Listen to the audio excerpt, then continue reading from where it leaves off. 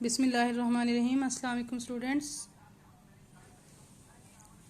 आज का हमारा लेक्चर नंबर 13 है और सबक का नाम है सैयदना मूसा और सैयदना शुएब अलैहिस्सलाम की मुलाकात। पिछले सबक में हमने मदीन के बारे में भी पढ़ा था कि आप इस मिस्र के हालात से तंग आकर और वहाँ फिरौन के डर से मदीन पहुँच गए थे। अब देखते हैं कि आगे क्या होता है।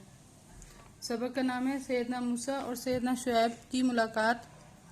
सैयदना मूसा मदीन पहुंचकर परेशान थे कि शहर में कहाँ जाएं, किसके पास ठहरें। सोचते सोचते एक सायादार दरख्त के नीचे आकर बैठ गए। इस दरख्त के नीचे पानी का कुआं था। वहाँ कुछ लोग अपनी अपनी बकरियों को पानी पिला रहे थे। थोड़ी दूर वो दो लड़कियां अपनी बकरियों को पानी पर जाने से रोक रही थीं। सैयदना मूसा काफ़ी देर तक देखते रहे। आखिरकार उनसे रहा ना गया। आगे बढ़े और उनसे पूछा, तुम लोग अलग क्यों खड़ी हो? बकरियों को पानी क्यों नहीं पिलाती? लड़कियों ने कहा, हम मजबूर हैं, कमज़ोर हैं। अगर जानवरों को आगे लेकर बढ़ते हैं तो ये ताकतवर लोग हमको पीछे कर देते हैं, पीछे धकेल देते हैं। हमारे वालिद बहुत बूढ़े हैं, हम में ताकत नहीं कि हम इनका मुकाबला कर सकें। जब ये लोग चले जाते हैं तो फिर हमारी बारी आती है, फिर हम बचा कुचा पानी बकरियों को पिलाते हैं। सैयदना मूसा को जोश आया और वो लोगों को चीरते हुए आगे बढ़े। आपको पता है ना कि सैयदना मूसा बहुत ताकतवर थे और नौजवान थे।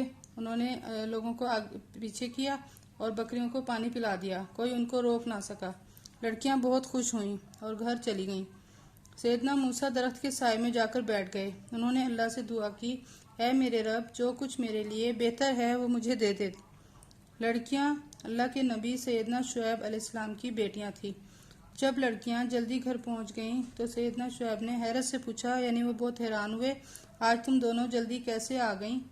एक लड़की ने कहा, आज एक अच्छे शख्स ने हमारी मदद की और हमारी बकरियों को पानी पिला दिया। सैयदना शुएब समझ गए कि शहर में कोई नया शख्स आया। उनको यानी मालूम हो गया कि एक शख्स जो है वो शहर में आ चुका है। उन्होंने अपनी बेटी से कहा, जाओ फौरन इस शख्स को बुला कर लाओ।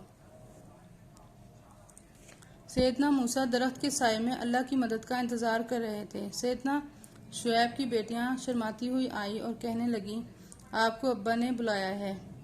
सैयदना मूसा अल्लाह का नाम लेकर चल पड़े। सैयदना शुएब ने सैयदना मूसा को अपने घर में मेहमान रख लिया। यानी पहले उनकी आपस में बातचीत हुई तो सैयदना शुएब ने उनको कहा, आप हमारे घर ठहरिए।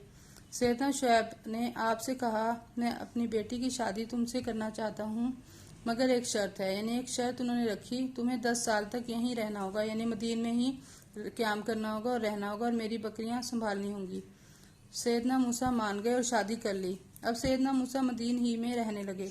वहाँ आप बकरियां चराते, यानी बकरियों को संभालते और उनको जंगल में ले जाते, चराते और अपनी बीवी बच्चों का ख्याल रखते।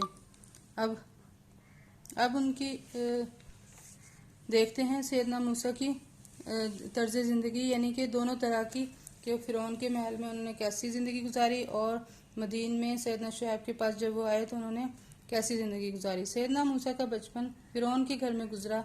बचपन से जवानी तक उन्होंने एक शहजादे की तरह ज़िंदगी गुजारी। महल में रहते, अच्छे खाने खाते, कीमती लिबास पहनते, आरामदेह बिस्तर पर सोते, काम के लिए नौकर चाकर थे।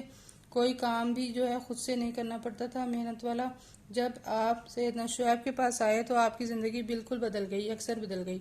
आप जंगल और पहाड़ों पर बकरियां चराते, अपने सारे काम खुद करते, ज़्यादातर सूखी रोटी खाते, बकरियों का दूध खुद निकालते और पीते, सादा लिबास पहनते, ख़ैमे में रहते थे। सिर्फ एक चाल थी जो 10 साल तक आपका बिस्तर रही। ठीक है, इसमें सबक में जो हमने मेन चीज़ें पढ़ी हैं, सैयदना मूसा जब मदीन पहुँचे तो एक दरख्त के नीचे आकर बैठ गए और कुएं पर आपको फिर दो लड़कियां मिली नजर आईं जो कि अपनी बकरियों को पानी पिलाना था, उन्होंने पानी भी लेना था। फिर आपने उनकी मदद की और वो सैयदना शुएब की बेटियां थीं। सैयदना शुएब ने उन्हें घर बुलाया और सैयदना मूसा को अपने घर मेहमान रख लिया। 10 साल मदीन में रहने की शर्त के साथ अपनी बेटी की शादी कर दी और सैयदना मूसा की तर्ज ज़िंदगी, आम ज़िंदगी और महल की शाही ज़िंदगी के बारे में भी इस चैप्टर में बताया गया है। ठीक है, अब आप लोग इस चैप्टर को अच्छी तरह पढ़िए, ऑब्जेक्टिव तैयार कीजिए और इसका लॉन्ग क्वेश्चन भी करना है। ठीक है, नेक्स्ट चैप्टर और लेक्चर में आपसे फिर मुलाकात और बात होगी। थैंक यू, अल्लाह हाफिज़।